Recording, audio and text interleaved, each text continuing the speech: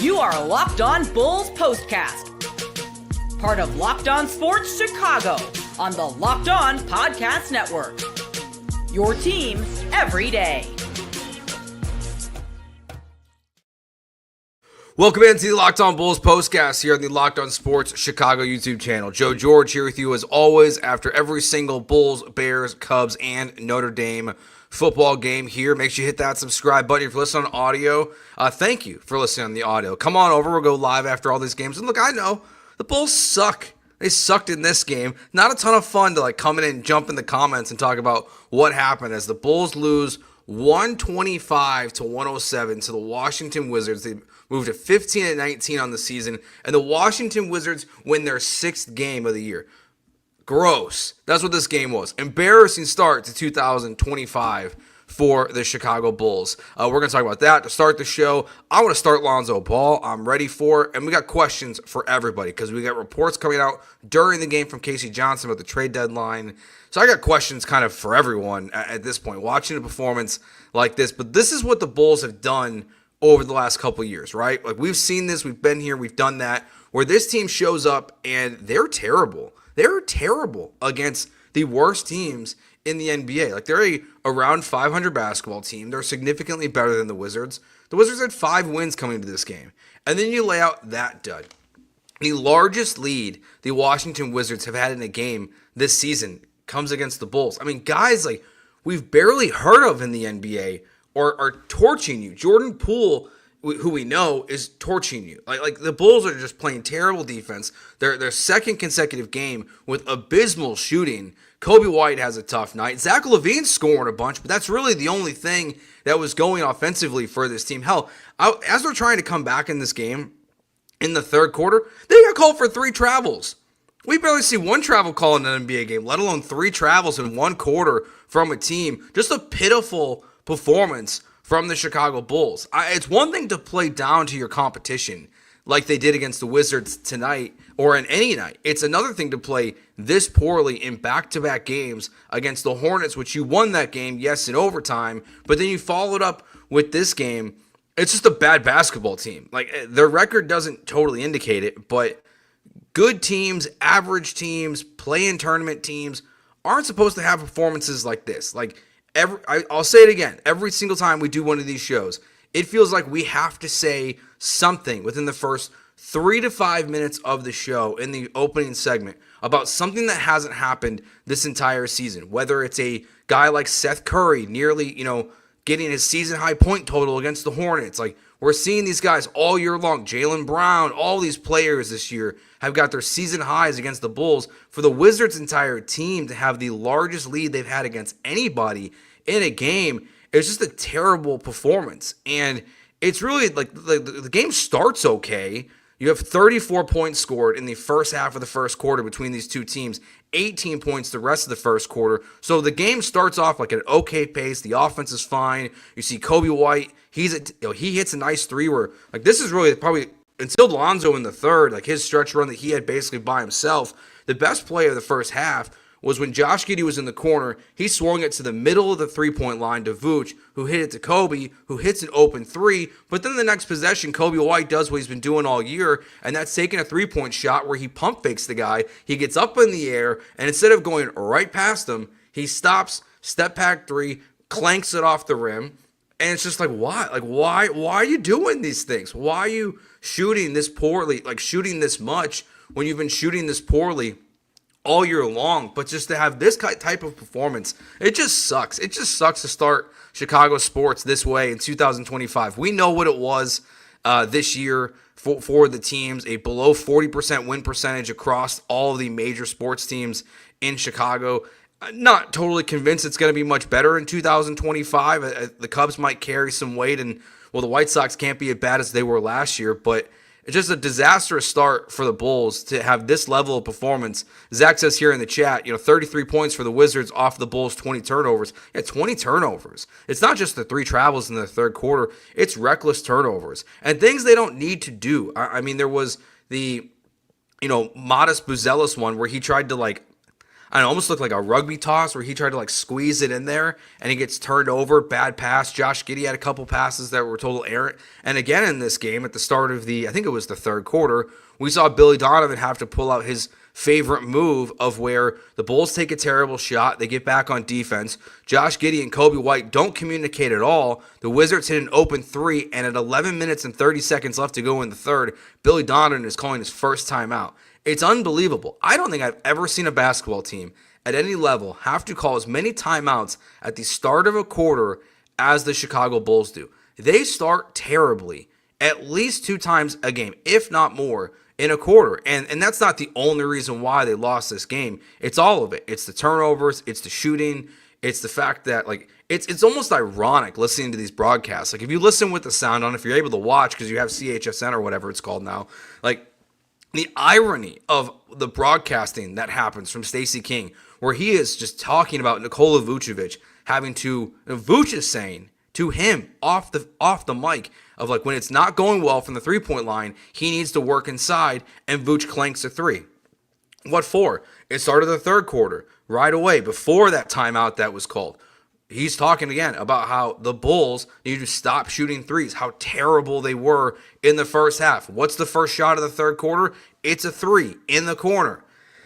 Like, it's pretty obvious to the rest of the world that the Bulls can't shoot threes except for the Bulls. Like, they're the only team that is so full of themselves, so foolish of themselves to think that they can be successful at something that they're not. And we talked about this, 2 nights ago, that, when Kobe White was really attacking the rim, just how much better this team looked. And look, this is a weird basketball team. Like, there's another way to put it.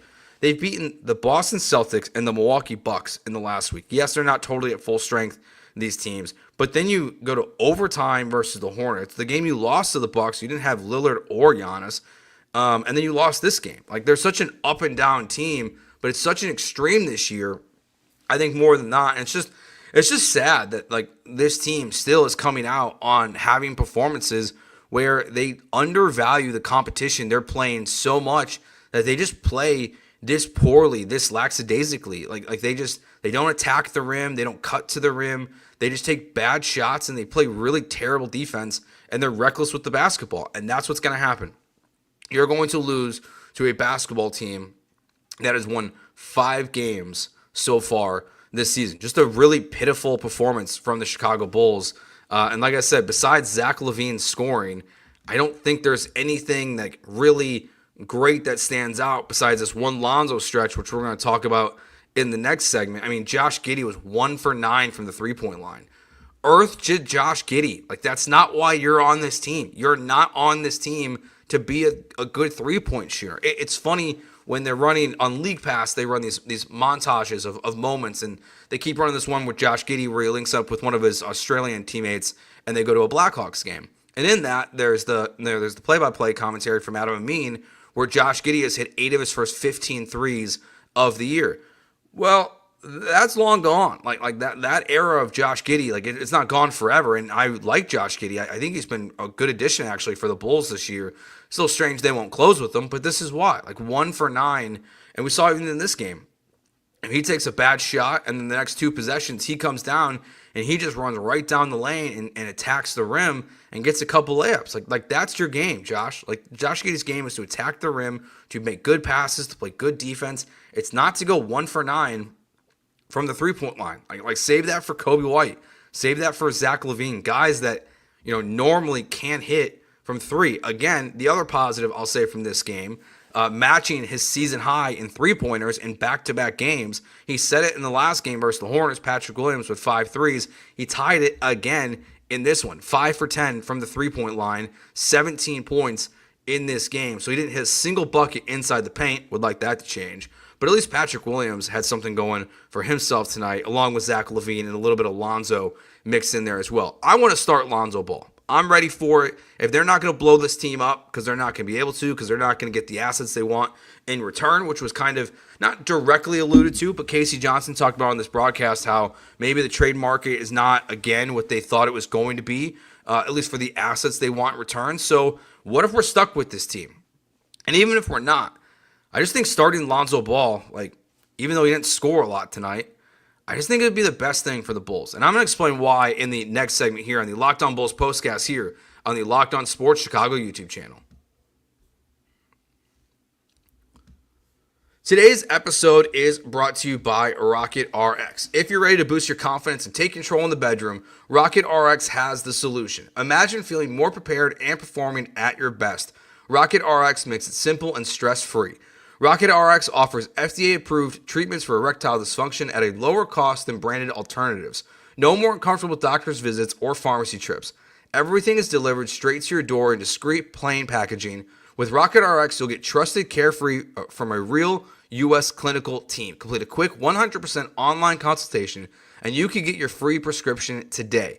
Visit rocketrx.com to get started now. It only takes 2 minutes, and right now, our listeners can get 40% off your first order when you use code LOCKEDONNBA. That's rocketrx.com, code LOCKEDONNBA for 40% off your first order. Terms and conditions apply. Rocket RX, better sex made simple. Yeah, David here, Bulls trash in the chat. Yeah, man, it was not great. Not a great night for the Bulls. So I'm going to try to find one thing from this where I'm just not going to rail on them for like 30 minutes. This team has made me furious enough. So I'm going to ask for something this year or right now for the Bulls that I think if you want to have hope of what this team can be, that like maybe this can make them a little bit better. Because as Casey Johnson said, the Nuggets thing is dried up with Zach LaVine at this point. Still a lot of time between now and February 6th, the trade deadline. But right now, that trade market, what the Bulls want to get in return, is not there. He referenced the Lakers draft picks that are super far down the road. It just seems like right now the Bulls don't have the market they want to start trading these pieces off. So if you're going to be stuck with this team, and this is what we're going to watch the rest of the year, then I think there's a simple fix because the Bulls are a way better basketball team with Lonzo Ball on the court. And unless he's telling them something differently, and I don't know what that would be, he's healthy. He is good to go. Lonzo Ball had his first dunk today in 3 years.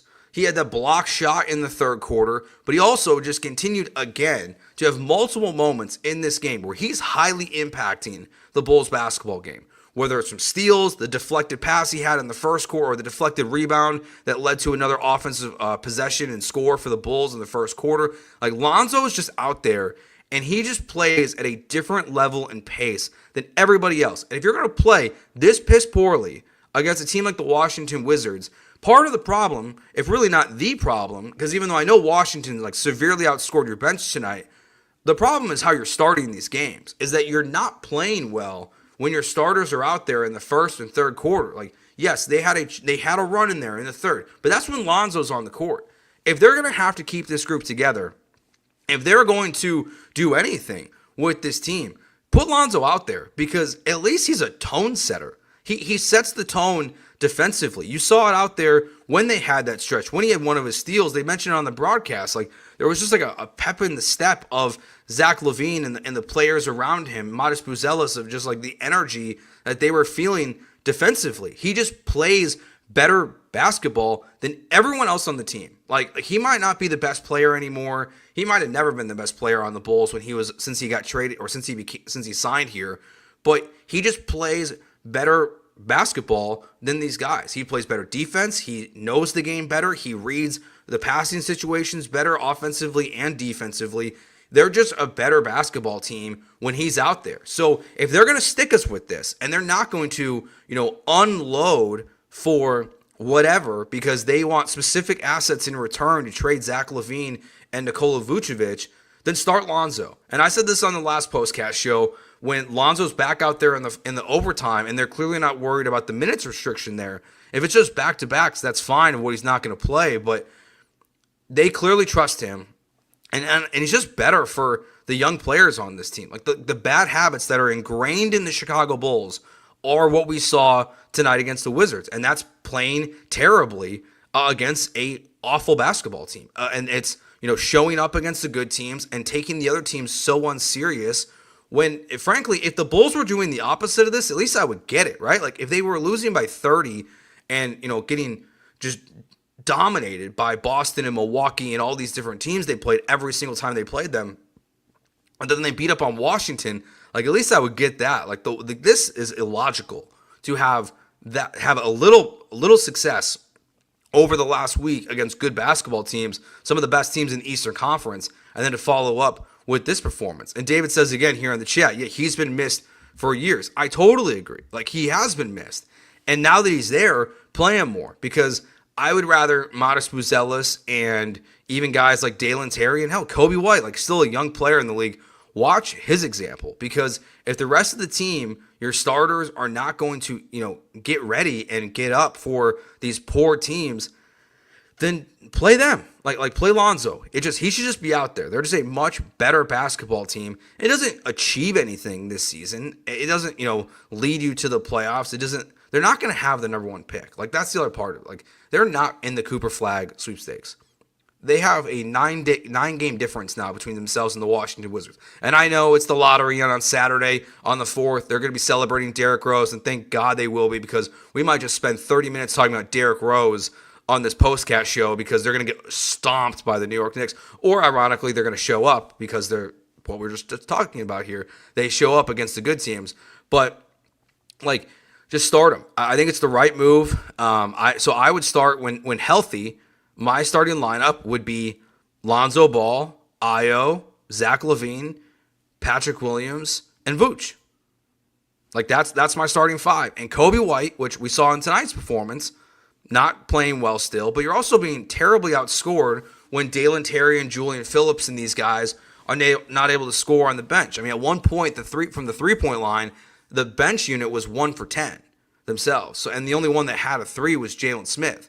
So if you're going to have that bad of a bench unit and still be trying to win basketball games, maybe putting Kobe White out there against lesser competition is the answer. Because, and it's not to just say like he doesn't deserve to be a starter. Like, there's a lot of evidence over the last time, but like, yeah, like I would just, if Ayo's healthy, I'd rather Ayo be out there, because they're not going to bench Patrick Williams. They're not going to bench Vooch. They're not going to bench Zach LaVine. Like, it's the only option you have. It's Ayo or Kobe goes to the bench if if Lonzo Ball comes into the lineup. And frankly, Ayo's not shooting the ball well enough this year either to say that that's someone you want out there with your bench unit. So for me, like, if this is what we're stuck with going forward, and they're not going to be able to blow this thing up, and even if they are, I hope they keep Lonzo Ball, because I just like the impact he makes on the organization and roster. But just play differently. Like play differently. Attack the rim. You have guys there that want to attack. You have big men that can shoot. You can spread the floor. You can do a lot. And Lonzo Ball's offense is not there. We saw an airball 3 tonight, but we found out in the Hornets game that his wrist injury wasn't fully healed, and until he got sick, he really couldn't follow through on his 3-point shots. So just do something different. Like just these performances are just exhausting to keep seeing happening. And the Bulls, they ran out of their fortune of 20-point comebacks in the first week and a half of the season, or whatever it was. They have 2 of them. Like they're not going to have any more of those where they're down by 20. And besides one good run in this game, which was all centered around what Lonzo Ball was doing on the court offensively and defensively, they really were just a terrible, terrible basketball team. So I got questions for everybody after this game, specifically the coach, because at some point, doesn't this just fall on him of the fact that during the Billy Donovan tenure, this not starting fast thing seems to be a huge problem? I mean, it's not all on him. There are other coaches we've seen this be a problem on in the past, but someone's got to take the responsibility of this, and if they're not going to be able to do it with the players, I just wonder like who's going to. So we'll get into that next year on the Locked On Bulls postcast here on the Locked On Sports Chicago YouTube channel. Did Rocket Money help you find any subscriptions you forgot about or that you were even paying for twice? That definitely happened to me. I had a few subscriptions I didn't even realize I was still paying for, and Rocket Money made it easy to track them all down, and it's like having a personal assistant for your finances. Rocket Money is a personal finance app that helps you find and cancel your unwanted subscriptions, monitors your spending, and helps lower your bills so you can grow your savings. It brings everything together in one place, whether it's subscriptions, your spending habits, or even the goals you want to hit this year.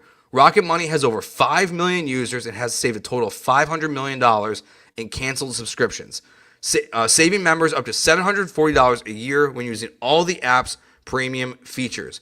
Cancel your unwanted subscriptions and reach your financial goals faster with Rocket Money. Go to rocketmoney.com/lockedon today. That's rocketmoney.com/lockedon. rocketmoney.com/lockedon. All right, so who are we blaming here? It's easy to blame the players, but it's not just the blame game in all of it. It's just the questions that, as David brings up here in the chat, the Atlanta collapse that happened, these slow starts, the being down by 20 points multiple times this year. Look, the fact that, again, I'll reiterate this, I think the Bulls have called more timeouts within the first 1 minute of a quarter than any team I've ever seen at any level of basketball. I covered high school basketball, I watched a ton of college basketball, and I've been watching the Bulls my entire life. I can never remember a team having to call this many timeouts so early in a quarter because of lack of defense and just communication that's happening. So when all this stuff is happening and you're having these embarrassing slow starts and embarrassing performances against the worst teams in the league, it just has to raise the question of, isn't someone going to get blamed for this? Isn't someone going to, don't you want to change? I know it's Reinsdorf, and he's just clearly content with having the Bulls and the White Sox just be the way they are. And at least the White Sox traded Crochet. Hopefully the Bulls will still be able to trade Zach LaVine and Vooch this year, and the trade deadline will heat up for them. Honestly, just trade them for anything. At this point, I would bet on the Lakers being bad in 2027 and 2029, whenever the picks are. At least it's something in return, because this team, as constructed, if you're not going to add to it, is not going to go anywhere either. And it's just time for them to get out of the middle, because if the Bulls lost this game like this, but LaVine and Vooch were not here, and Buzelis was playing more, and even guys like Dalen Terry, and you were seeing the young guys have more time on the court. I wouldn't be so frustrated watching them, because we all get in Chicago what a rebuild looks like. They're all doing it right now, basically, besides the Cubs, and even they're kind of in a rebuild. But we saw the Blackhawks, what they did at the Winter Classic. They got embarrassed at Wrigley Field, but at least they're building something, and they have Connor Bedard. The Bears are trying to build something, but they have Caleb Williams. There is things they're trying to build towards because of the players that are on the roster, and we see them actively play a ton. Now, Modest Buzelis has not been great. He had a good stretch early on, but he has really kind of fallen back, and I don't know how many points he even ended up scoring in this game. He only ended up with 2 points, the one dunk that he had. He only played 10 minutes in this one. But you can sell me on the idea of your young players playing and learning the hard way of what it's like to be a pro in the NBA. We see how turnarounds can happen. You don't want to be the Hornets, you don't want to be the Wizards, but we see what's going on with Detroit and with Houston. And those teams had top picks, of course, a bunch of them. Oklahoma City is the extreme example. But we see teams build through the draft, and part of that process is watching your young players play in these games. And if you're just going to keep losing like this, I want to just see the young players. So that's really my question is Billy Donovan, is the front office, is the ownership group going to look at these terrible performances and say, how does a team throughout your entire tenure fail to be prepared when you play these bad teams and have these type of performances? How are you constantly having to call timeouts at the start of the quarter? How are you constantly letting other teams or individual players have, season high nights or season high totals? I mean, a game which, their last game, they only scored 15 points, their lowest of the season. The Bulls are going in the opposite direction. They shot 63s in their last game. Tonight, they ended up taking, I'm going to guess 45. This is the Hornets game. Ooh, I almost just said 60 again. Let's see what they ended up with tonight. 125-107 loss to the Washington Wizards, and they ended up shooting 47 threes. They went 14 of 47, 29.8%.